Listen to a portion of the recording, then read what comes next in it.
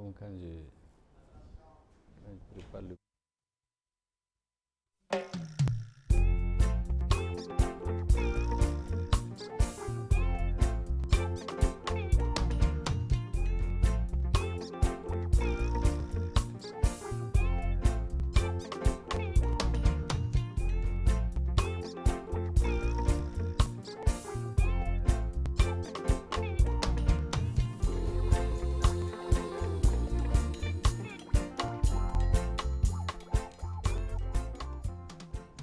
Mesdames, Messieurs, bonsoir. Merci de votre fidélité toujours renouvelée au programme de Renouveau Télévision. Bienvenue dans votre émission politique Face à l'opinion. Face à l'opinion, c'est votre tribune qui donne la parole aux acteurs politiques, mais aussi aux acteurs de la société civile. Objectif, faire bouger les lignes pour faire marcher notre jeune démocratie. Ce soir, nous recevons pour vous un homme qui force l'admiration pour ses convictions et ses idées. Il a combattu Alpha Omar Konaré, il a cheminé avec Alpha Attete, Amadou Toumani Touré. Il a aussi cheminé avec le président Ibrahim Boubacar Keïta avant de se retrouver dans l'opposition. Il est le président du MPR. Choguel, bonsoir. Bonsoir. Dr Choguel Mega, bonsoir. Bonsoir. Merci de répondre à notre invitation. La politique et vous, qui a choisi qui? Moi, je pense que c'est par hasard que nos chemins se sont croisés. Je n'avais pas prévu de faire la politique.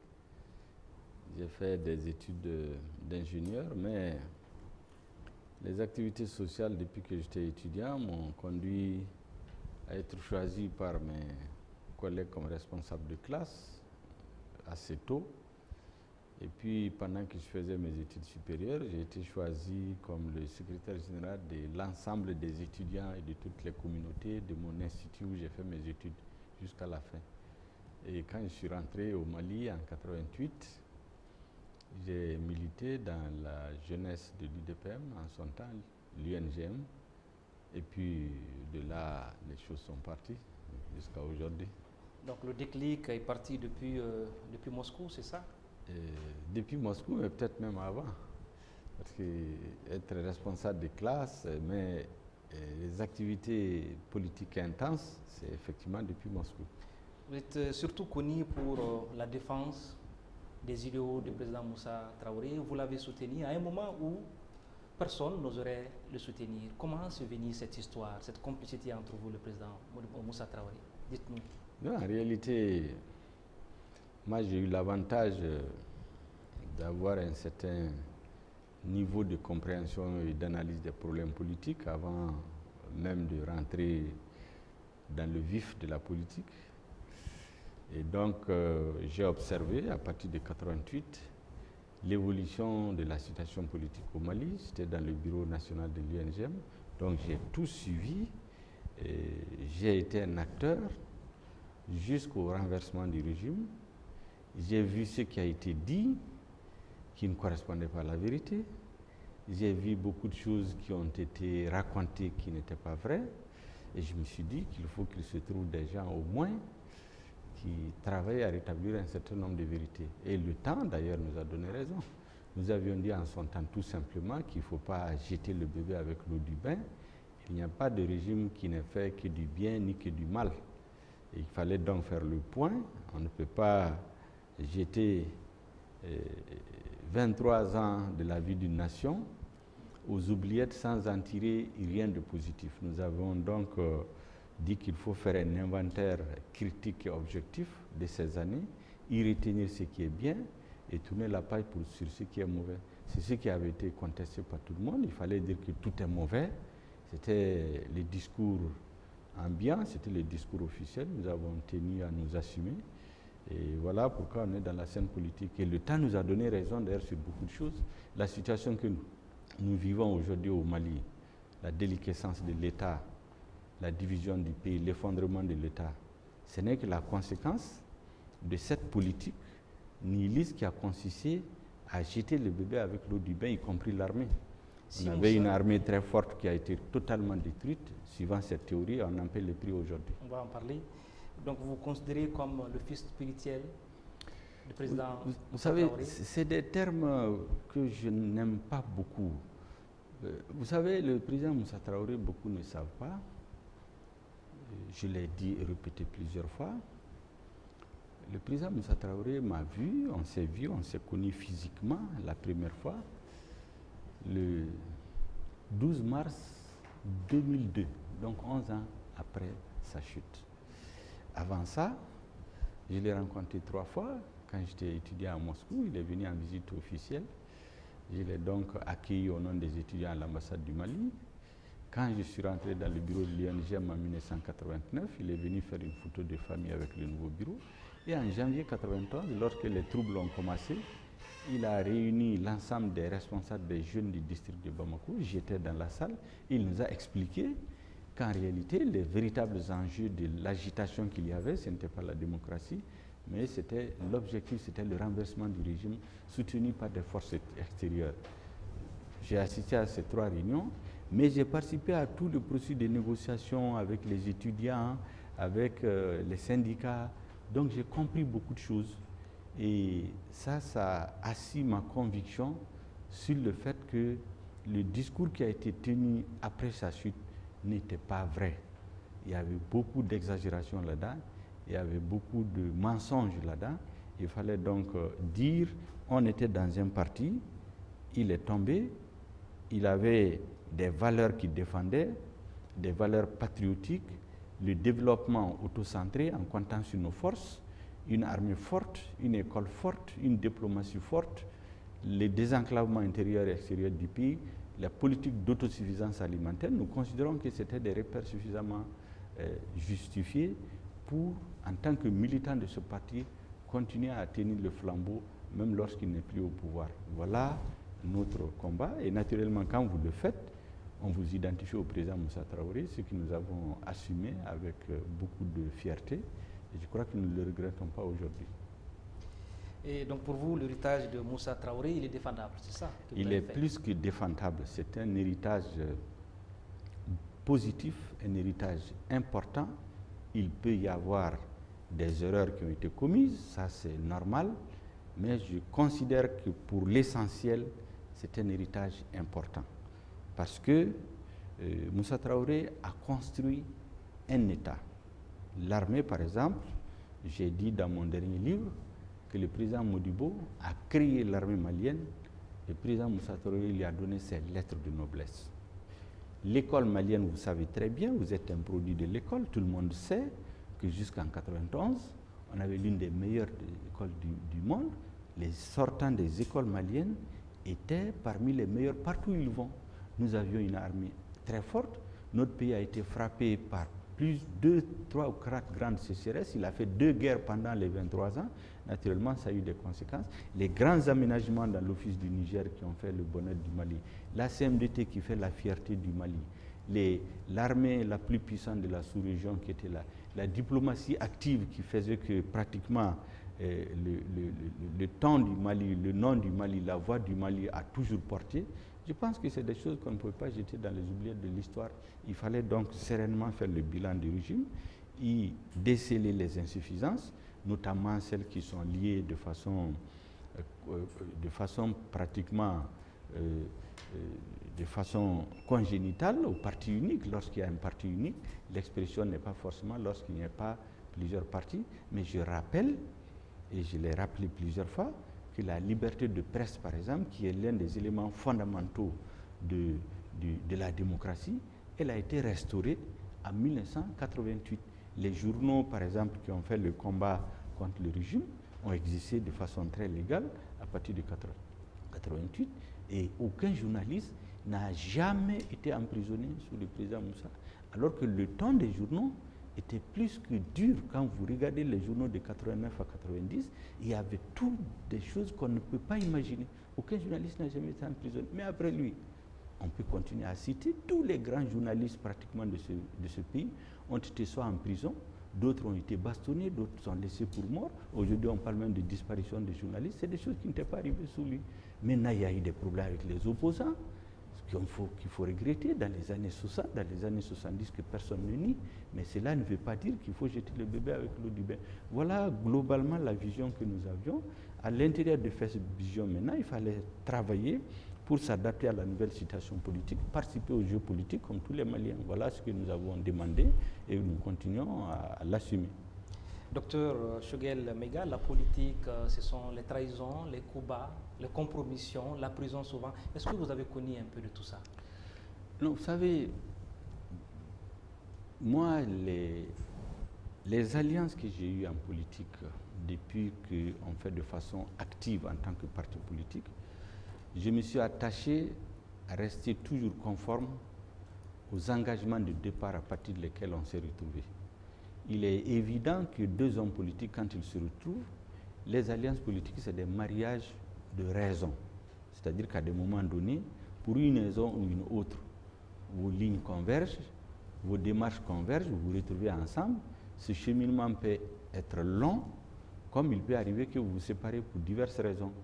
Quand vous vous séparez, il y en a qui ont les gros mots qui disent qu'il y a eu des trahisons. Bon, en général, celui qui gagne, on dit qu'il est intelligent, celui qui perd dit qu'il a été trahi.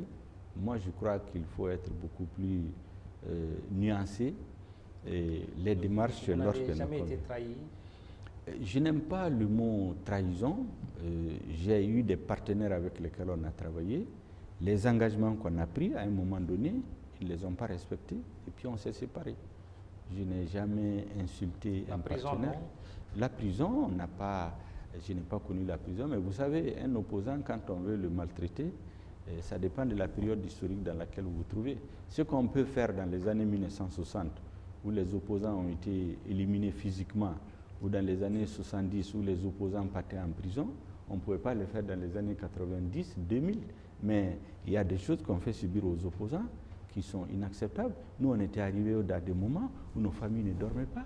Il y avait des coups de fil. Mes enfants, mon épouse étaient terrorisés. Ils ne pouvaient même pas sortir. J'ai été obligé de les sortir de Bamako et de les envoyer au village et vivre seul pendant 2 ans parce qu'ils ne peuvent pas aller à l'école, ils ne peuvent pas aller au marché, ils ne peuvent aller nulle part. Un jour, je suis venu trouver pratiquement toute ma famille blottie, pratiquement en train de pleurer. Parce que mes enfants les frappaient dans la rue. Mon épouse ne peut pas sortir. Qui les frappait? Mais c'est des personnes qui étaient déguisées. On ne les connaissait pas, mais on savait que c'est la main du pouvoir. C'est la technique qui consiste à tuer tant que le sang ne coule. Ces journalistes qu'on prenait, qu'on bastonnait, qu'on laissait pour morts, on les jetait à la colline de Koulouba, on mettait le feu dans leur voiture. Mais qui le faisait? C'est le pouvoir. Il y a des gens qu'on a contraints de quitter la presse comme ça. Ces journalistes qui publient juste un article qui a été donné dans des cours, dans des classes, des directeurs des plus grands journaux qu'on a emprisonnés. Mais c'est une façon pratiquement de les éliminer du jeu. Heureusement, ils ont tenu. Ces journalistes qui disparaissent, on ne sait pas à la date d'aujourd'hui, on ne sait pas où est-ce qu'ils sont. Ça, c'est des choses qui n'étaient pas arrivées avant. Et donc, nous n'avons pas connu certaines formes de violence, mais c'est les périodes historiques qui font qu'il y a certaines formes de violence qu'on ne reconnaît pas. Et puis, il faut reconnaître que la situation a évolué. La situation aujourd'hui n'est pas celle d'il y a 40-50 ans. Et donc, on prend tout ça avec philosophie, mais globalement, le système démocratique qui ne fonctionne pas bien, parce que le système démocratique, c'est quoi? C'est des élections régulières. Au Mali, à part les élections de 1992, toutes les autres élections ont été contestées. Jusqu'à la date d'aujourd'hui. C'est le seul pays où plus on avance, plus le système est mauvais, plus les élections sont contestées. Sauf souvent, on arrive à des situations où c'est évident que le président, les élections peuvent être mauvaises, mais tout le monde reconnaît qu'il a été élu, par exemple, en 2013. Tout le monde a reconnu l'élection d'Ibrahim Boubacar Keïta. En 2007, les gens ont reconnu l'élection d'Amadou Toumani Touré. En 2002, on a reconnu son élection, mais ce n'est pas sans insuffisance. En 1997, l'élection d'Alpha Oumar Konaté. En 2018, vous avez reconnu aussi la victoire du président? Oui, 2002, on a je parle de 2018. 2018, on n'a pas reconnu l'élection du président. Vous savez très bien que pour nous, ce n'était pas une élection, mais les aléas de la politique ont fait qu'à un moment donné, au nom de la cohésion nationale, au nom des risques qui pesaient sur notre pays, nous avons décidé de tourner la page. Et c'est ce qui nous a amené dans ce qu'on appelle les dialogues politiques avec le chef de l'État, malheureusement qui s'est terminé en queue de poisson. Parce que simplement, la philosophie même, les raisons pour lesquelles on a décidé de se nous donner la main, bon, il n'était pas dans la même logique. Au début, c'est ce qu'il nous a dit, mais à la fin, on a vu qu'il n'était pas dans la même logique. Le dialogue politique, on va en parler, mais déjà, avant de rentrer dans le vif du sujet, déjà, vous avez été opposant, un brillant opposant, on peut le dire. Aujourd'hui, si vous avez un souvenir de ces années d'opposition, ça serait quoi? Est-ce que vous pouvez raconter ça? C'est-à-dire la vie de l'opposant, est-ce que ça se raconte? Ben, je vous ai dit la vie de famille pratiquement. Les gens ne le savaient pas, mais nous, on n'avait pas de vie de famille.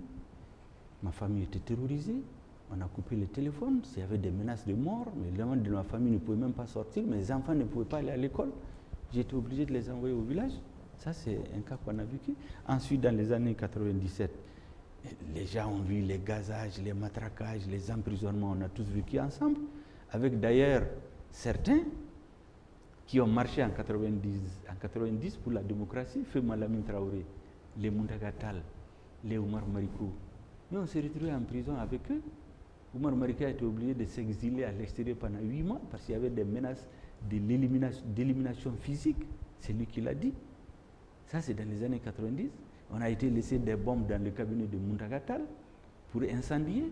Pourtant, c'était des gens avec qui ils étaient en 90 qui disaient qu'ils se battaient pour la démocratie. En 2018, en 1990, quand les opposants demandaient à marcher, le gouvernement disait, vous signez un papier, par exemple la marche du 10 décembre, où vous engagez à être responsable des troubles et des cas s'il y en a. Quand ils s'engagent, on les laissait marcher. Mais en 2018, on a refusé. Les mêmes Moundagatal, les Oumar Mariko, les Ali Noum Diallo, les Madansi Kajatousso, mais on les a bastonnés, on les a gazés, on est rentré dans la cour de la Bourse du Travail, qui était un sanctuaire. En 90, l'armée, les forces de l'ordre ne sont jamais rentrés dans la Bourse du Travail. On a interdit toute manifestation. Ça, c'est en 2018. Qui aurait pensé? Pourtant, c'est des gens avec qui ils étaient en 90 qui ont fait ça. C'est pourquoi je dis qu'aujourd'hui, là, venir dire j'étais acteur du mouvement démocratique, il y a des gens qui sont disqualifiés pour en parler.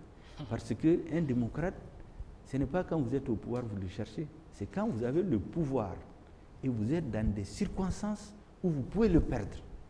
Votre comportement en ce moment, le respect de la loi, c'est ça le démocrate, respecter la loi. Mais la loi n'est pas respectée. Personne ne peut interdire. La Constitution a prévu le droit de manifester. Quand un gouvernement décide d'interdire toute forme de manifestation dans un pays, ça, il ne peut pas dire qu'il fait de la démocratie. Lorsque des journalistes disparaissent, maintenant, qu'est-ce qu'on peut dire? Donc c'est pourquoi je dis qu'il faut que les gens soient modestes, ils soient mesurés dans les critiques. Personne n'a le monopole, ni les régimes des partis uniques, ni les régimes des partis, les régimes militaires. Sauf qu'à chaque période de l'histoire, il y a des choses qu'on ne peut pas faire. Dans les années 60, les opposants, on les prenait, on les éliminait. Les premiers opposants au Mali, leurs familles ne savent même pas là où ils sont enterrés. Les militaires, ils ont eu leurs victimes. Aujourd'hui, il y a des choses qu'on ne peut pas faire. Mais la façon dont le système démocratique est exercé, il est mauvais parce que le choix du peuple est détourné par l'argent, par les manipulations. On n'utilise plus le fusil pour menacer les gens. On corrompt les gens, on les intimide, on falsifie les résultats. C'est ce que nous vivons aujourd'hui. On achète les élus, des députés qui sont élus sous les couleurs d'un parti. Ils changent. Des partis qui n'ont aucun député. Après, ils achètent des députés qui deviennent avec eux. Mais ce n'est plus la démocratie. Docteur Maïga, vous dites des choses assez intéressantes. Est-ce que du fait de votre statut d'opposant, est-ce que vous avez perdu la fraternité et de l'amitié pendant ces années de dur combat? Vous savez, moi, vous aurez constaté que... Face à l'opinion, le peuple malien a envie de savoir. Vous constaterez que pendant tout mon parcours, moi, je me suis toujours imposé le respect des adversaires. Personne ne m'a jamais entendu insulter des autorités, insulter des personnalités. Je donne des exemples qui font mal, mais ce n'est que la vérité. J'ai toujours eu du respect pour les uns et les autres. Il m'est rarement advenu d'injurier un chef d'État, ses services, un Premier ministre. Vous avez vu ici, lorsque Amadou Toumani Touré est tombé, pratiquement dans la classe politique, tout le monde s'est mis à lui jeter les cailloux. tout le monde, y compris certains qui étaient avec lui, des partis qui étaient avec lui. On a critiqué le consensus, on dit qu'on n'en voulait pas. Personne ne me l'a jamais entendu le critiquer. C'est pendant la campagne que j'ai dit ce que je pense les erreurs qu'il a commises. J'ai estimé que son erreur fondamentale, c'est qu'il a trouvé qu'on a détruit l'armée. Il ne l'a pas remise à niveau. Pour le reste, le consensus qu'il a construit pendant 10 ans, ça a permis d'avoir la stabilité dans notre pays. Ça a permis de faire beaucoup de réalisations socio-économiques, des actions de développement. Mais ça, quand il est tombé, il est venu dire que c'est faux. Et je continue à dire que nous sommes une société de consensus. Maintenant, il n'a pas su bien gérer l'armée. Notre pays a été victime d'un complot international qui a fait que son régime est tombé. Mais de là à jeter le bébé avec l'eau du bain, je ne suis pas d'accord. C'est la même thèse que j'ai soutenue sous le président Moussa Traoré. On a jeté le bébé avec l'eau du bain, on a utilisé l'armée et l'école pour renverser le régime 30 ans après. On avait la meilleure armée, on a la dernière. On avait la meilleure école, on a la dernière. Avec ATT, c'est la même chose. On dit qu'il ne faut pas le consensus. Le consensus a permis de faire beaucoup de réalisations dans le pays. Mais ceux qui ont participé à cela, qui étaient des ministres, qui étaient des députés, qui étaient des présidents des assemblées nationales, dès qu'il est tombé, tout le monde s'est mis à l'insulter. Et vous avez eu des gens qui ont fricoté avec les Sanogo sous la transition, qui les ont aidés même à s'installer au pouvoir. Dès qu'ils ont pris le pouvoir, on les a pris pour les mettre en prison. Et c'est pourquoi je dis qu'aujourd'hui, notre pays a besoin de réconciliation nationale. Il y a eu trop de déchirures dans notre société. J'ai demandé qu'il faut solder toutes ces questions-là pour qu'on puisse se réconcilier, se donner la main. Là, on a besoin d'enquête. Qu'on le fasse. Vous voyez chaque année des gens qui viennent. On fait une semaine des martyrs. Il y a des gens qui parlent au nom de Cabral. Mais pourquoi depuis 30 ans, on n'a pas mis une commission d'enquête nationale pendant que les acteurs sont vivants pour clarifier les circonstances de sa mort? On est en train de monter une fausse tombe. On donne de l'argent à des gens pour faire des festivités, au lieu d'entretenir la famille de Cabral. C'est devenu un fonds de commerce. Le président Modibo Keïta, c'est notre président à nous tous. Ce qui est arrivé est regrettable, mais on aurait pu mettre une commission d'enquête pour éclaircir pour l'histoire les circonstances de sa mort et on tourne la page. Mars 91, je pense que tout le monde a compris ce qui s'est passé après le procès du président Moussa. Personne n'ose plus dire maintenant, sauf sur le plan politique, qui a donné l'ordre de tirer, qui a tiré. Tout le monde a compris ce qui s'est passé. Il y a eu un complot pour le renverser. Il a été renversé. On tourne cette page. Aujourd'hui, les Sanogo, ils sont là en prison depuis combien de temps? Mais il faut les juger, ou bien les sortir, et que notre armée se réconcilie. Les bérets rouges, les bérets verts, mais on est dans les manipulations, on sort certains, on les nomme, d'autres on les garde en prison. Mais on ne peut pas continuer comme ça. Et je pense que c'est ce que ATT avait essayé de résoudre. Vous avez vu, il a réconcilié le RDA et le PSP. Les responsables de la Deuxième République n'étaient plus ostracisés sous ATT. C'est comme ça que nous, on s'est retrouvés dans son gouvernement. Il a voulu mettre tout le monde ensemble. Les gens sont venus nier tout ça. Aujourd'hui, on a un besoin de nous réconcilier face aux adversaires, j'allais dire aux ennemis du Mali, qui ont comme objectif de profiter de nos divisions, de nos haines, de la mauvaise gouvernance, pour faire disparaître notre pays, pour le diviser. D'accord, docteur Choguel Maïga, la transition est toute trouvée. Parlons maintenant de l'accord de paix et de réconciliation, l'accord à 4 ans d'existence. Vous aimez souvent parler de partition programmée du Mali. Les termes, ou bien les mots ne sont pas forts? Ils ne sont pas forts. Vous savez, l'accord d'abord est le résultat d'une défaite de l'État malien. J'ai largement expliqué qu'en partie, c'est les dirigeants maliens qui sont responsables, de par leur façon de gérer l'armée pendant 20 ans, qui sont responsables de ce qui nous est arrivé. En partie. Mais il ne faut pas nier le complot international contre notre pays et puis des personnes qui se sont mis au service des intérêts étrangers. C'est pourquoi j'ai dit qu'il y a 3 acteurs. Vous avez la communauté internationale, vous avez le gouvernement malien et vous avez les mouvements séparatistes. Quand vous prenez chacun, vous analysez son comportement, vous regardez les résultats de l'accord après 4 ans, vous avez l'impression qu'il y a des forces qui ne l'avouent pas publiquement, mais qui travaillent à la partition du Mali. Je vous donne des exemples. Au Mali, lorsque l'État s'est effondré en 2012, c'est la CEDEAO qui a pris le dossier en main, qui a mis tout de suite, on met une force d'attente de 3000 hommes. On crée la force, l'organe qu'on appelle la MISMA. On a voté une résolution des Nations Unies. Mais qui sont les premiers à dire que 3000 hommes c'est trop? J'entends des hommes politiques récemment s'agiter, ou bien l'opinion publique s'indigner, à juste titre d'ailleurs, contre des généraux à la retraite français qui disent que le Mali, on ne peut pas vivre ensemble. Mais au lieu de parler des généraux à la retraite, mais il y a des officiels. J'ai écrit dans mon livre, le ministre des Affaires étrangères de Nicolas Sarkozy, c'est Alain Juppé. Il s'était réjoui quand on a assassiné nos militaires à Galhop. Lorsque la force d'attente de 3000 mois a été mise en place, demande d'être mise en place par la CEDEAO pour aider à libérer le pays. Il a dit que 3000 hommes c'est trop, contre 500 indépendantistes. Mieux, il a déclaré, et nous avons documenté, que son dernier voyage en Afrique en tant que ministre des Affaires étrangères, il est venu voir ATT en janvier 2012 pour lui dire qu'il faut donner l'autonomie aux Touaregs. Elisabeth Guigou, c'est la présidente de la commission des lois à l'Assemblée nationale. Elle a fait une déclaration officielle pour dire qu'il faut mettre un programme d'autonomie du Nord. Jean-Yves Le Drian, qui est leur actuel ministre des Affaires étrangères, il était ministre de la Défense quand on a signé l'accord le 15 mai 2015. Mais le lendemain, il a donné une interview où il dit que le Nord et le Sud, ils ont tout fait pour vivre ensemble. C'est difficile. Mais c'est des façons de dire qu'il faut diviser le Mali.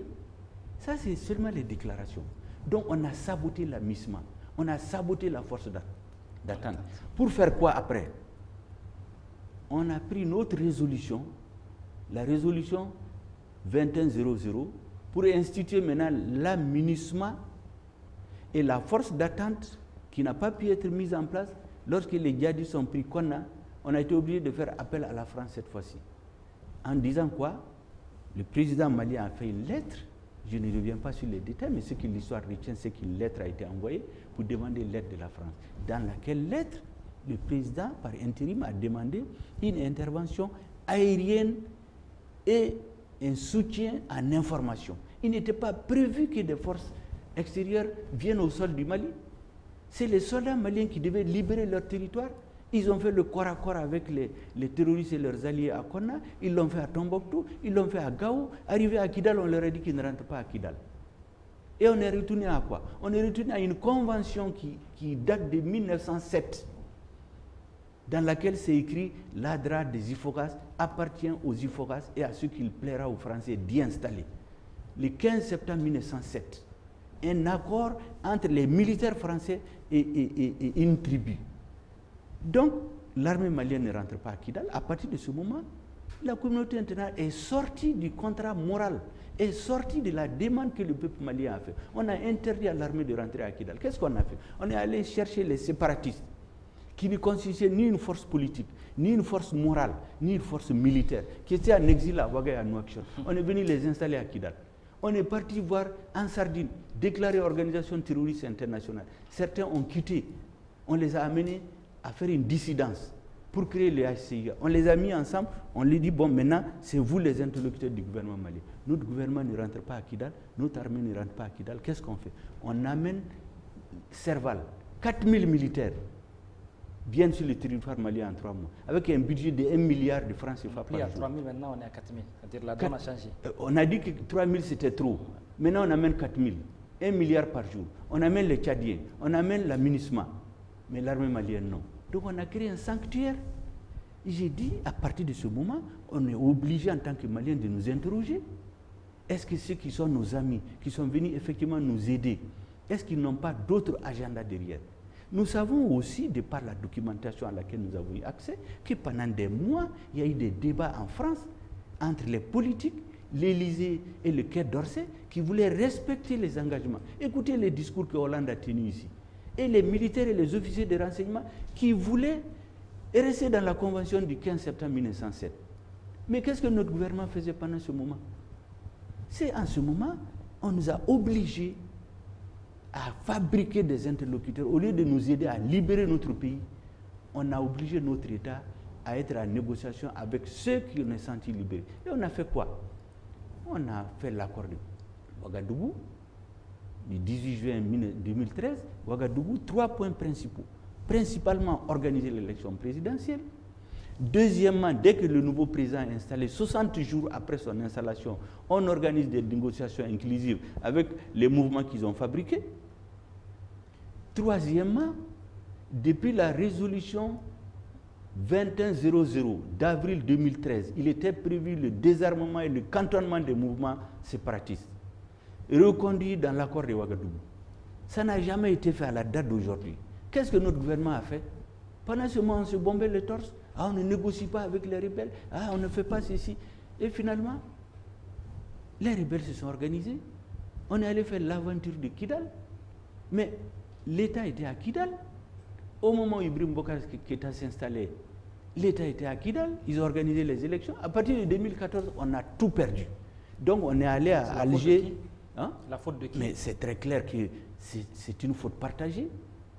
Parce que nous savons très bien qu'on n'avait pas le droit d'interdire à notre administration d'aller à Kidal. Mais quand vous engagez dans une aventure, c'est avec toutes les conséquences. Si notre Premier ministre savait que son départ là-bas forcé devait conduire à l'assassinat de tous les administrateurs, de plus de 150 de militaires. Il dit que c'était préparé. Oui, mais ça veut dire que c'est mal préparé. Vous savez qu'en politique et dans la guerre, c'est les résultats. Les résultats, c'est qu'on a eu 150 morts, des administrateurs égorgés, et on a tout perdu. C'est comme ça qu'on est allé dans les négociations d'Alger. On est allé dans les négociations d'Alger, un État affaibli. Notre président a retiré les processus de négociation à l'Afrique de l'Ouest, la CEDEAO, pour le confier à l'Algérie. C'est lui qui a pris la décision. Pour quelle raison? On ne le sait pas. Bref, l'accord a été signé. Mais l'accord était un outil de construction de la paix. Donc on devait avoir les dividendes de la paix. Mais 4 ans après, qu'est-ce qu'on a? Le Nord, il n'y a plus d'État. Vous le savez, vous avez vos parents au Nord. Les gens payent les impôts. On les tue tous les jours. Les gouverneurs n'existent que dans son bureau. Les préfets n'existent que dans leur bureau. On a la guerre civile au centre. Ça veut dire que l'accord a échoué. Mais personne n'ose le dire. C'est pourquoi nous avons dit qu'aujourd'hui, il faut qu'on ait le courage. La communauté internationale... Vous parlez au nom du MPR ou bien au nom du FSD? Nous disons... Moi, je parle au nom du MPR sur ces questions. C'est des questions extrêmement sensibles. Je considère que l'accord doit être renégocié. Parce qu'il n'a pas apporté la paix, ni pour nous, ni pour les populations du Nord. J'entends les gens parler de rébellion Touareg. J'ai toujours dit que les populations Touareg, les populations arabes, c'est l'une des plus grandes victimes de cette rébellion. Ils n'ont rien demandé à personne. C'est des gens venus de l'extérieur, utilisés par des puissances étrangères, qui sont venus imposer la violence dans notre pays.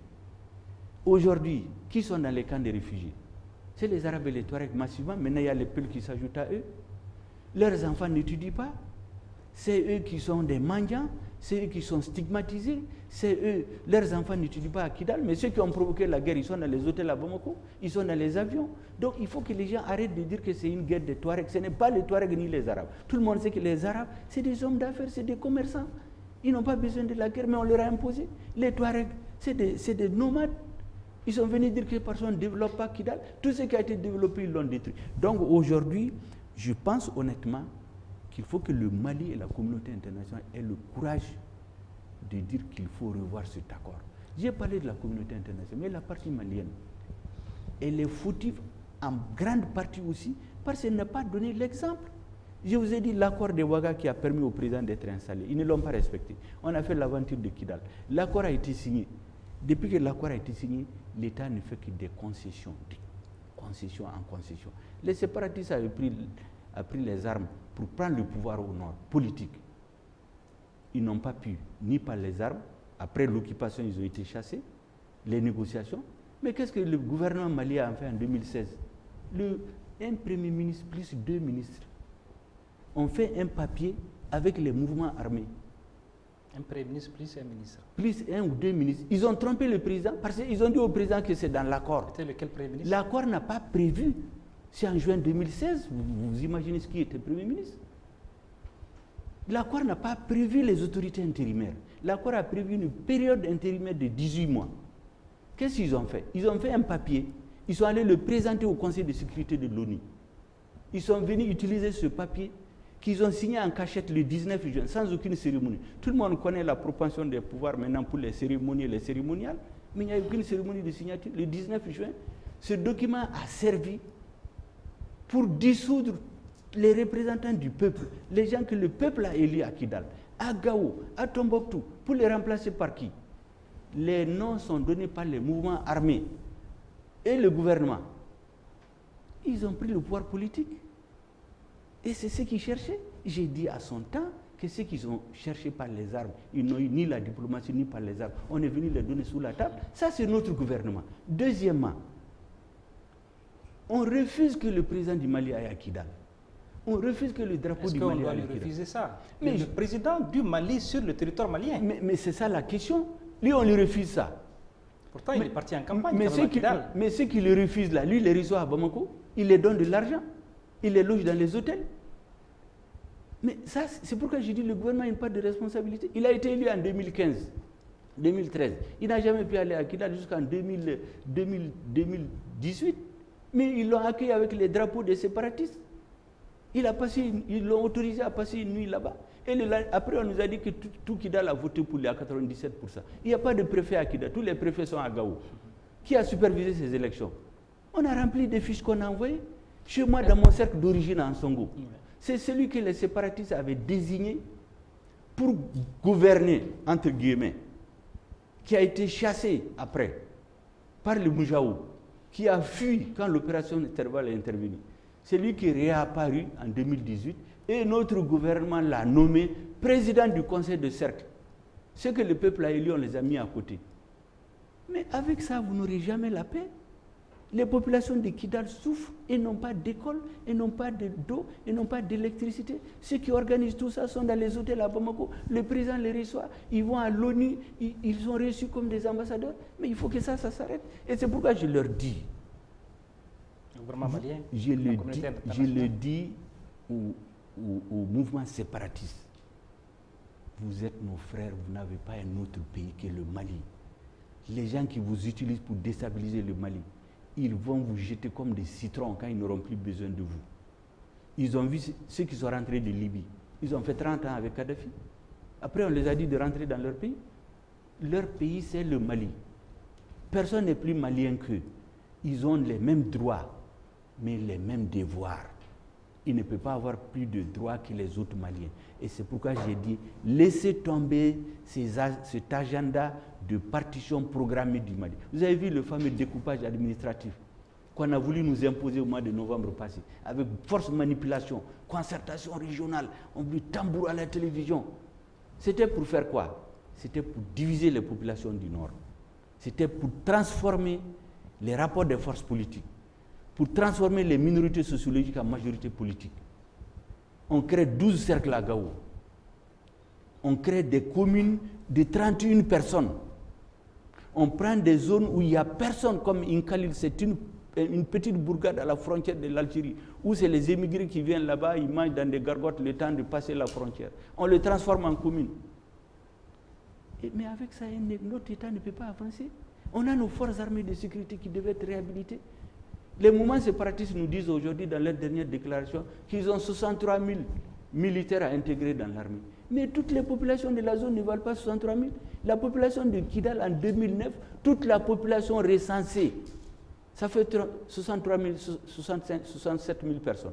D'où est-ce qu'ils ont sorti les 63 000? Notre armée est 20 000 personnes. Vous allez amener 63 000 rebelles. On a déjà vécu l'intégration hasardeuse la première fois.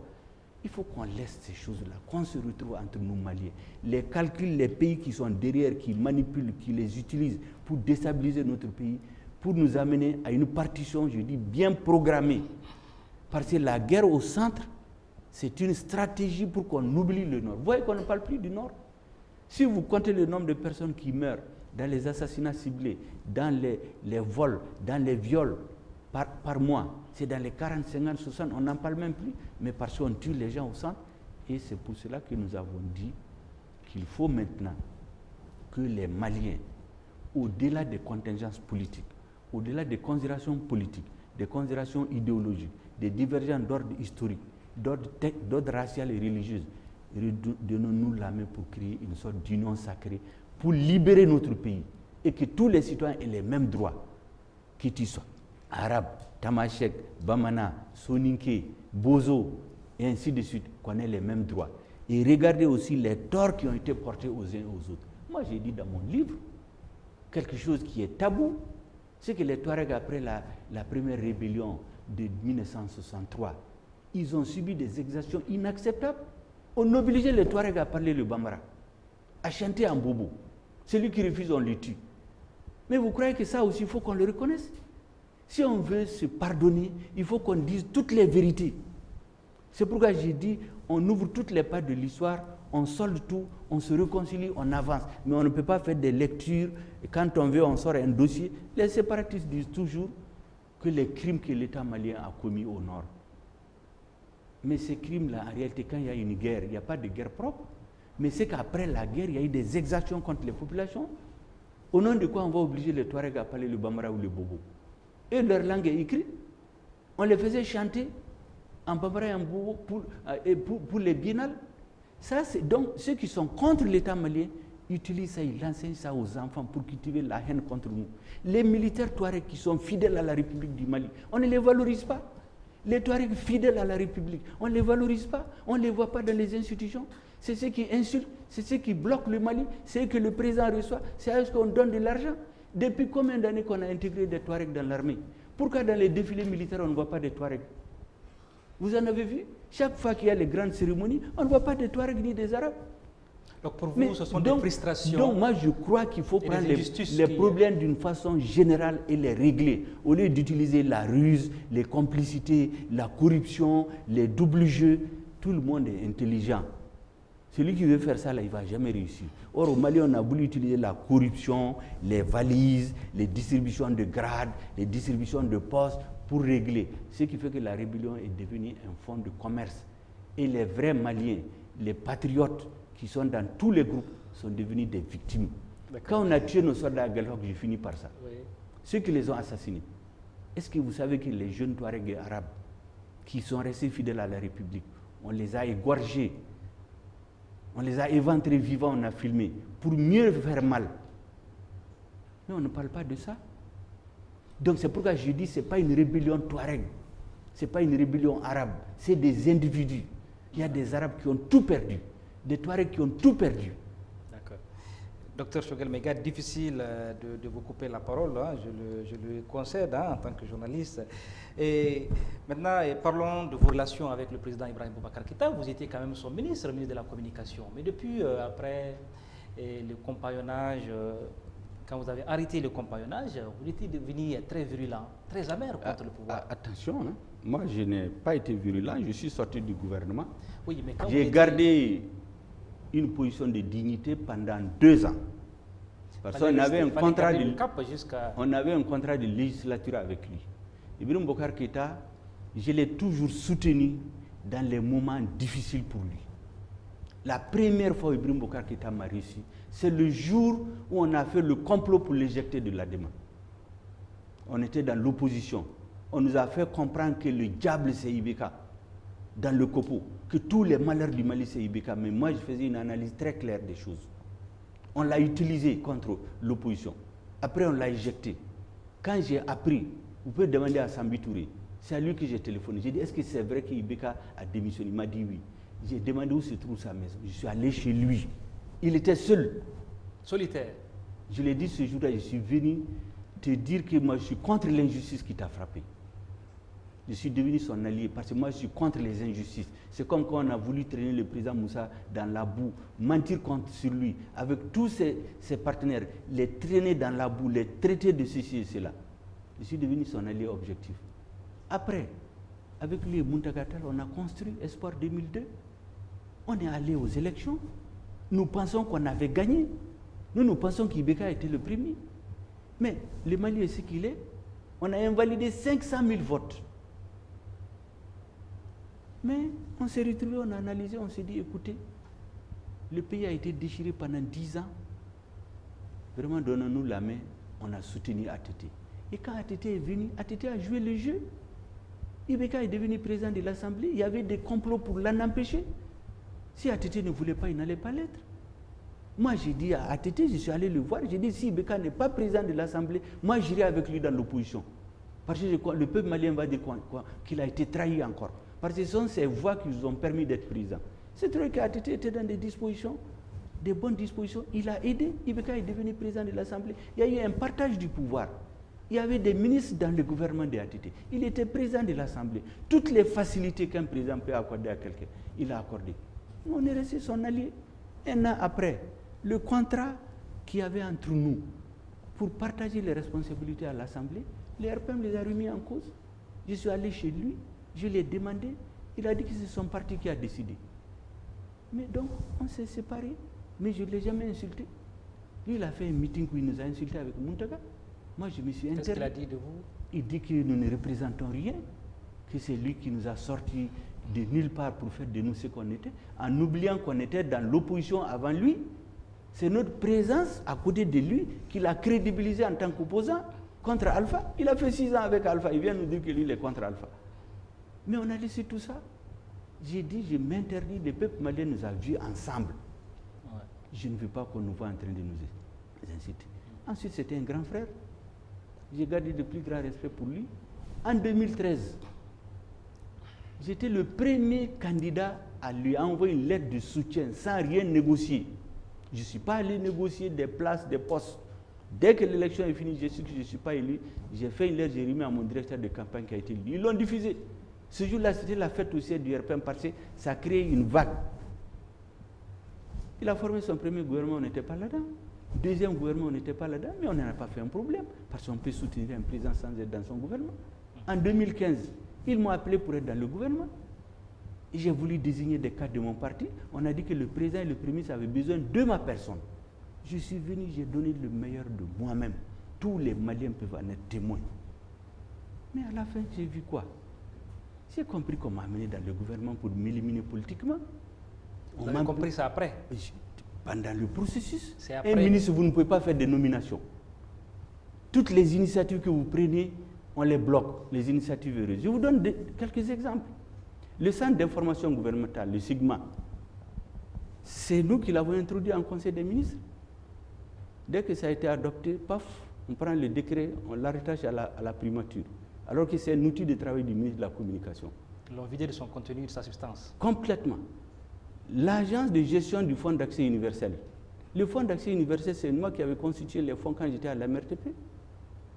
On l'a créé. Il doit travailler avec le ministre. On l'a rattaché à la primature. On a créé la SMTD. La réforme de l'audiovisuel date de 2006 que l'État malien a pris des engagements. On n'a pas pu faire la réforme. C'est quand je suis venu, le premier ministre Modibo Keïta nous a donné des instructions et à moins de 3 mois, on a sorti un projet de réforme, on a adopté les lois. Quand on voulait nommer les directions, on m'a dit non, tu ne peux pas nommer quelqu'un. Je suis resté. Et quand je suis sorti, curieusement, on a fait revenir la SMTD au ministère. On a dit au ministre de nommer qui il veut. On a fait venir le SIGMA au ministère. On a fait revenir l'agence universelle au ministère. Et pendant que j'étais dans le gouvernement, on m'a harcelé et terrorisé administrativement. 4 missions du contrôle général d'État pour trouver des fautes de gestion et me salir. Et j'ai compris, mais j'ai gardé mon calme et ma dignité jusqu'au jour où ils ont amené cette histoire d'autorité intérimaire. Ce jour-là, j'ai dit à mon parti que je ne peux pas rester parce qu'on est en train de trahir le Mali. Les anciens m'ont dit non. Si tu dis que tu ne veux pas gêner Ibeka, tu ne veux pas faire des vagues, ne démissionne pas. Ce que tu nous as dit là, que tu as dit en Conseil des ministres, et que tu as dit au Premier ministre et au ministre là, si ça c'est vrai là, eux-mêmes ils vont te sortir. Parce qu'ils ne pourront plus travailler avec toi. C'est comme ça qu'on m'a sorti. C'était vraiment un divorce à l'amiable parce qu'on en avait tous assez. Moi, je voulais partir et ils m'ont sorti le 7 juillet. Le 11 juillet, ils ont voulu installer les autorités intérimaires à Gao. La population s'est soulevée. On a tiré sur la population. La population de Gao qui a tenu tête sous l'occupation. Le 12 juillet. On est venu tirer sur elle pour la tuer à la suite d'un complot de notre gouvernement avec les mouvements séparatistes contre notre peuple. J'ai dit c'est un acte de trahison. Ça m'a blessé. Mais j'ai dit, on garde notre calme. J'ai dit au niveau de mon parti, on ne critiquera jamais Ibeka jusqu'à la fin de son mandat. À la fin de son mandat, il fallait bien que j'explique aux Maliens pourquoi je suis candidat contre lui. Il a pris un engagement de donner un ordinateur à chaque étudiant au Mali. J'ai pensé le projet, on l'a conçu, on a identifié les financements, on a lancé l'appel d'offres, 200 000 ordinateurs. À la fin de son mandat, Ibeka pouvait dire chaque étudiant a eu un ordinateur. Une semaine avant l'ouverture des prix, je reçois une lettre de tout arrêter. 3000 villages n'ont pas de téléphone au Mali. Sur le fonds d'accès universel, j'ai envoyé tout le plan à la primature. J'ai dit à la fin du mandat, Ibeka peut dire tous les Maliens ont le téléphone. Tous les étudiants ont des ordinateurs. On m'a dit d'arrêter à la dernière minute. Qu'est-ce qu'on fait après? On donne des tablettes, 8000 tablettes, 10 000 tablettes, les étudiants se bagarrent, il y a des morts. Vous avez près de 200 000 étudiants, ce n'est pas avec 100 000 tablettes que vous réglez les problèmes. Tablettes qui n'étaient même pas de qualité. Mais bien sûr. Visiblement. Bon, je ne veux pas parler du prix parce que nous sommes du domaine. Nous savons très bien que le prix qui a été donné, c'est 3 fois moins qu'on achète sur le marché international, mais ce n'est pas ça le débat. Donc, c'est très clair que moi, je me suis dit, avec ce que j'ai vu, comment le pays a dégringolé, la paix s'est détériorée depuis 2013, là, cette politique ne peut pas continuer. La gestion de l'armée, tout le monde sait que la faillite de notre État, c'est d'abord la faillite de notre armée. Et c'est pourquoi j'ai dit que ce qui nous est arrivé, c'est une trahison de l'élite politique. C'est l'élite politique qui a trahi notre peuple et son armée. Il l'a affaibli. Quand vous dites l'élite politique, vous faites partie? Grosso modo, c'est l'élite politique parce que c'est elle qui a tourné au pouvoir. Mais vous savez, les questions militaires relèvent exclusivement du chef de l'État. Vous ne verrez jamais un ministre qui vous dit qu'il a fait des débats sur le ministère de la Défense, sur les affaires de la Défense en Conseil des ministres. On avait l'armée la plus puissante. Les Français ont chassé les djihadistes ici avec 4 avions, 2 venus du Tchad et 2 venus qui ont bombardé à Konna et 2 qui sont venus de France qui les ont bombardés à Djabali. Mais on avait près de 30 avions de ce genre. Aucun pays de la sous-région n'en avait un, si ce n'est pas le Nigeria. Où est-ce que ça s'est parti? On avait des milliers de chars d'assaut, des hélicoptères d'attaque. On avait des ordres de Staline. Où est-ce que ça s'est parti? C'est là que les gens ont su que tout ça, ça a été détruit, qu'un petit groupe de mercenaires ont été encadrés par des puissances étrangères pour venir occuper le nord de notre pays. Donc j'ai dit que la réorganisation de l'armée, j'observe comment le président le fait. Qu'est-ce que le président a fait? Dès qu'il est venu, il a commencé par nommer des généraux. Mais ce n'est pas ceux qui étaient au front, c'est des gens qui étaient dans les bureaux à Bamako. Donc la même pratique qu'on a condamnée à continuer. Les premiers scandales financiers, c'est dans l'armée, des chaussettes à 30 000 francs. Mais à partir de ce moment, on a perdu la crédibilité. Et les Occidentaux ont profité pour faire chanter notre président. L'histoire Tommy, j'ai dit à tout le monde que c'était pour faire chanter Ibeka. Parce qu'au début, quand il a dit que lui, il veut assurer l'indépendance, la souveraineté du Mali, il fallait le déstabiliser. De son expression, on ne me trimballe pas. Quand ils ont fini par le déstabiliser et qu'il est rentré dans les rangs, ils ont dit qu'il y a eu un non-lieu. Mais entre-temps, le Mali a perdu. La gestion de l'armée, moi, je ne suis pas d'accord avec. Vous avez des généraux qui sont à Bamako, le pays est en guerre. C'est les colonels, les capitaines, les lieutenants, les sous-lieutenants qui sont sur le terrain. Et j'ai dit que l'armée, la défense d'un pays, c'est une affaire d'abord des politiques. C'est le politique qui fixe les objectifs stratégiques et l'armée exécute. Il n'y a pas d'objectif stratégique. Dans combien de temps on libère le Nord? Dans combien de temps on fait ceci? Mais on distribue les grades et on achète des appareils. On nous a dit qu'on achète des avions. Après avoir détruit... que tes avions sont plus au sol, faute de maintenance. Mais ce n'est pas lui. Ce n'est pas lui qui a dit aux Maliens que désormais il y aura des visions nocturnes, on a des hélicoptères d'attaque.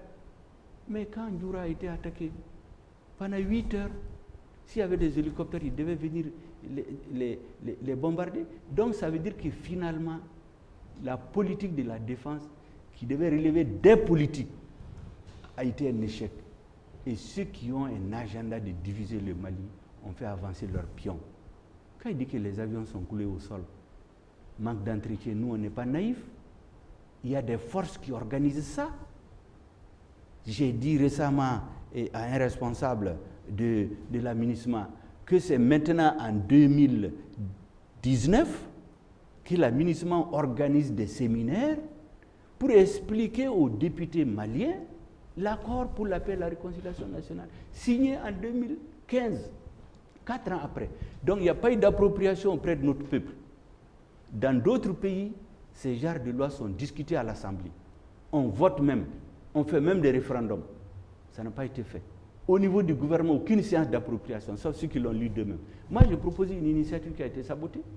J'ai demandé que les ministres, je suis allé chez le Premier ministre, j'ai dit les ministres qui sont dans le gouvernement, qui viennent des partis, on fait une force ad hoc. On se retrouve pour réfléchir, pour approprier l'accord.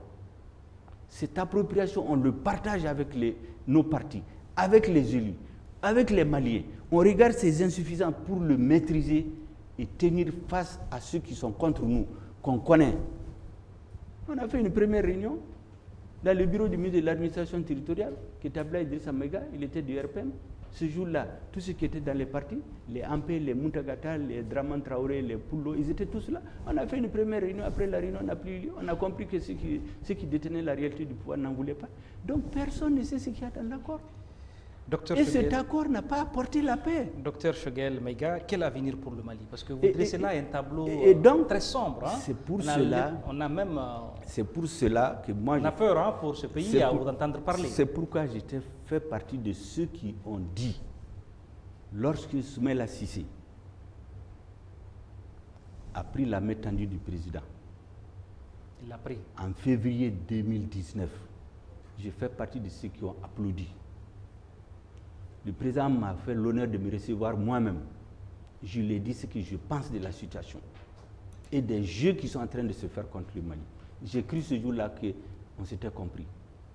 Je lui avais dit que ce que vous êtes en train de faire, c'est ce qui est attendu de vous. Dans les périodes difficiles de l'histoire des nations, il faut se mettre au-dessus des calculs politiques. Il faut une union sacrée, il faut un sursaut national, au-delà de toutes les contingences. Parce que si le Mali disparaît, personne ne sera président de rien du tout. Moi, je ne peux pas aller voir ma famille. Mais le résultat... Est-ce que vous ne preniez l'avion de l'aménagement? Moi, je ne veux pas faire ça. L'aménagement est venu pour faire du transport. On nous a dit, je vous ai dit qu'on les a appelés pour nous aider à mener la paix. Ils disent qu'ils maintiennent la paix. Mais vous maintenez une paix qui n'existe pas. Donc, c'est pourquoi j'ai dit au chef de l'aménagement qu'il y a un malentendu profond entre la communauté internationale et le peuple malien qui a le sentiment d'être trahi. Ça, je l'ai dit devant tout le monde, devant une délégation du Conseil de sécurité, que notre gouvernement est pris en otage. Notre président ne peut pas aller à Kidal, nos ministres ne peuvent pas aller à Kidal. Et on continue à l'ONU. Vous avez vu la dernière résolution de priorité, renforcer la mise en œuvre de l'accord, impliquer l'aménagement au centre. Mais si c'était pour ça, pourquoi on les a appelés en 2013? Et donc je reviens, moi j'avais cru que le président, maintenant on a laissé tomber toutes les querelles du passé. Il tire les leçons des erreurs qu'il a eu à commettre, parce que c'est un humain. On se retrouve pour faire l'union sacrée des Maliens contre ceux qui ont un projet de diviser notre pays, dont certains sont dehors, d'autres sont parmi nous. Il y a dans l'histoire des nations qui ont été humiliées comme les nôtres. Quand les Allemands occupaient la France en 1940, les membres du gouvernement ont fui dans les limousines, qui en moto, qui dans les véhicules pour aller au sud. Ils ont imposé une révision constitutionnelle, comme on veut le faire chez nous maintenant, je reviendrai là-dessus. Mais il y a eu des hommes qui ont dit non, des patriotes. Au-delà, communistes, droite, royalistes, tout le monde s'est retrouvé pour faire l'union sacrée et dire non à l'humiliation de leur nation. Ils l'ont réussi. La Russie, l'Union soviétique s'est effondrée. La Russie est devenue un pays quelconque. Il a fallu qu'il y ait un homme qui a réuni toutes les forces politiques autour de lui, l'Église, la gauche, la droite, pour rétablir la dignité de leur pays. On connaît l'histoire de l'Empire ottoman. Quand ils ont perdu la Deuxième Guerre mondiale, le sultan a capitulé, il a tout laissé. Il y a eu un homme qui est venu, qui a regroupé tout le monde autour de lui. Atatürk, on l'appelle le père des Turcs. Il a pris le traité de Sèvres, il l'a déchiré. Il a renégocié parce qu'il a son peuple autour de lui. Moi, j'avais pensé que ce qu'Ibeka allait faire, il allait mettre les forces politiques et sociales autour de lui. On dit c'est notre président, on veut sauver notre pays. il met un gouvernement d'union nationale. Pas d'ouverture où on donne des postes à des gens. On définit les compétences. On lui dit, président, on a 3 personnes qu'on veut comme Premier ministre. Choisissez. On définit les postes stratégiques pour sortir notre pays de la situation qu'il vit. On lui propose des noms, il choisit. Il est notre président. On se met au travail. Il faut sauver le Mali d'abord. Et pour sauver le Mali. Mais au lieu de cela, qu'est-ce qu'on a vu? On est rentré dans les mêmes calculs d'avant. On cherchait des gens qui voulaient des postes. Les gens qui voulaient chercher des postes de ministre. On a monté des papiers. Maintenant, c'est le latin qui mène la danse dans Jeune Afrique. Hein? Mais petite pique entre Soumaïla Cissé. Est-ce que ça grandit? Ce n'est même pas Soumaïla, même mon frère Tchiblin Dramé. Il dit qu'il ne respire pas à sa hauteur. Dans cette interview, tout le monde en a eu pour son compte. Soumaïla en a eu pour son compte. Soumaïla est inconsolable. Les Français ont eu pour leur compte. L'administration a eu pour son compte. Le RPM a eu pour son compte. Mais je me demande. Est-ce que c'est une déclaration de guerre pour vous? Mais en réalité, c'était inopportun. Est-ce que c'est une déclaration de guerre? Non, moi je considère seulement que le président. Ou bien c'est une communication ratée? Le président continue dans l'erreur. Il continue dans l'erreur. Je lui ai dit que son erreur fondamentale, c'est de croire qu'il est à la tête d'un pays normal. Opposition, majorité, président démocratiquement. Il est à la tête d'un État failli. On a besoin d'un sursaut patriotique. Mais les gens sont dans des jeux. Ils veulent donner des postes à des personnes. On dit un dialogue national. Le document sur lequel on a fait la rupture, le 1er mai, et celui qu'on a signé le lendemain, ce n'est pas la même chose. C'est comme si nous, on a négocié, après on a refusé. C'est pourquoi j'ai dit que c'est une forme d'escroquerie en réalité. On a dit aux Maliens que nous, on a refusé ce qu'on avait accepté. Or, ce n'était pas vrai. Et j'ai dit que la révision constitutionnelle, tout ce qui est en train de se faire là, je vois des groupes de soutien à IBK qui sont à l'intérieur, qui organisent des meetings avec les chefs de village. J'ai dit, mais j'ai l'impression de voir des ignares triomphants, des gens qui ne savent même pas de quoi ils parlent. La Constitution, c'est une affaire de spécialistes et de juristes. L'article 118 de la Constitution qui interdit des référendums quand une partie du pays est occupée. Vous savez, je l'ai dit l'autre jour à une délégation du Conseil de sécurité, j'ai dit, vous savez, on a copié de la Constitution française. Son historique, c'est quoi?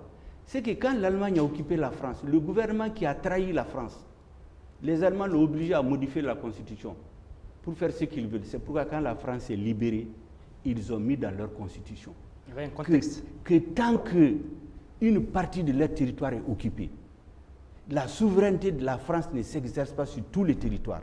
On ne peut plus faire une révision, ou même quand on la commence, on l'arrête. Chez nous, le président ne peut pas aller à Kidal. Le gouverneur est à Kidal, le drapeau du Mali est interdit sur ses bureaux. On organise un défilé militaire de l'indépendance de la République fantomatique de l'Azawad. La communauté internationale, les représentants de Barkhane et la MINUSMA sont à la loge. Mais c'est une façon de reconnaître l'indépendance de ce territoire-là. Notre gouverneur n'est pas invité, son drapeau n'est pas là-bas. Le président a été, on l'a accueilli avec les drapeaux séparatistes. Le gouverneur ne peut pas administrer. Ils ont édicté des lois pour gérer. Le gouverneur ne peut rien. Même sa sécurité, ils ont interdit que ça soit assuré par des militaires maliens. C'est des mouvements armés qui ont désigné des gens à qui l'État paie de l'argent tous les mois. Mais dans ces conditions, on va nous dire, les gens sont en train de se tuer au centre. Tous les jours, c'est des cadavres. On va parler de révision constitutionnelle. Parce que ceux qui sont derrière, c'est les mêmes qui ont orchestré l'invasion de notre pays en 2012, qui n'ont pas voulu libérer notre pays. Dès que la Constitution va passer, vous allez voir, les lois vont pleuvoir. Comme le document entend sur les autorités intégrales, des lois organiques. On va préparer la partition du pays avec des députés, une assemblée bidon où les gens se sont donné un mandat, ils vont voter à la main. L'autre jour, ils se sont cachés pour voter la loi d'entente nationale, pour amnistier tous ceux qui ont commis des crimes au Nord. Il n'y a pas eu de publicité autour de cette loi. Ils l'ont voté à l'unanimité. Nous qui avons perdu nos parents, qu'on a humiliés, qu'on a violés, vous croyez qu'on peut accepter ça? Donc tout ce qui s'est fait aujourd'hui, c'est de la poudre aux yeux des gens, c'est la pression de la communauté internationale devant un pouvoir faible qui est obligé de se battre sur tous les fronts. Il se bat contre son opposition interne, il se bat contre les rebelles, il se bat contre la communauté internationale, il se bat contre des guerres internes du système même. Mais dans ça, le président, il est affaibli. Il ne peut pas gouverner pour aller dans le bon sens. Docteur, on me signale que nous sommes pratiquement à la fin de l'émission. Rapidement, si vous avez un dernier mot à l'endroit des téléspectateurs que nous regardons. Ce que je voulais dire aux Maliens, il faut que les Maliens soient optimistes. Il ne faut pas qu'ils perdent l'espoir. Tous les grands peuples dans l'histoire ont eu leur période d'humiliation. La France, la Russie, la Chine, la Turquie, j'en passe. Notre peuple va se redresser. Un. Deuxièmement, l'appel que je lance à la classe politique, en commençant par le président, le sursaut national, le sursaut patriotique, l'union sacrée, changer la façon de gouverner le pays, changer la gouvernance. Les mouvements séparatistes, je leur dis, vous êtes nos frères, vous n'avez pas un autre pays que le Mali. Ceux qui vous utilisent là, pour terroriser les Maliens, pour diviser notre pays, c'est pour vous utiliser, ils vont vous jeter après comme du citron. Je vous assure que s'ils avaient eu l'indépendance de la fameuse République fantomatique de l'Azawad, ça allait être pire qu'au Soudan du Sud aujourd'hui. Donnons-nous la main, changeons les règles. Chacun a sa part de faute dans ce qui est arrivé. Les gouvernants, les rebelles, une partie de notre population qui prend l'argent pour voter pour des gens qui ont échoué. Il faut qu'on change tout ça. En ce moment, notre pays va se redresser. Et on va regarder droit vers l'avenir. C'est pour ça que moi je me bats. Et non pas donner des postes de ministres ou bien faire des réunions pour rien. Notre peuple va remarcher droit vers son destin. Merci beaucoup. Donnons-nous la main pour sauver notre pays. Ce sont là les derniers mots du docteur Choguel Maiga, président de l'UPR. Docteur, c'était un plaisir de partager cet entretien avec vous. Merci encore de passer une fois ici. Merci beaucoup, c'est à moi de vous remercier. Mesdames, Messieurs, c'est la fin de cette émission que j'ai eu l'immense plaisir de présenter. Merci de votre fidélité, toujours renouvelée au programme de Renouveau Télévision. Bye bye et à dimanche prochain pour un autre numéro de Face à l'opinion.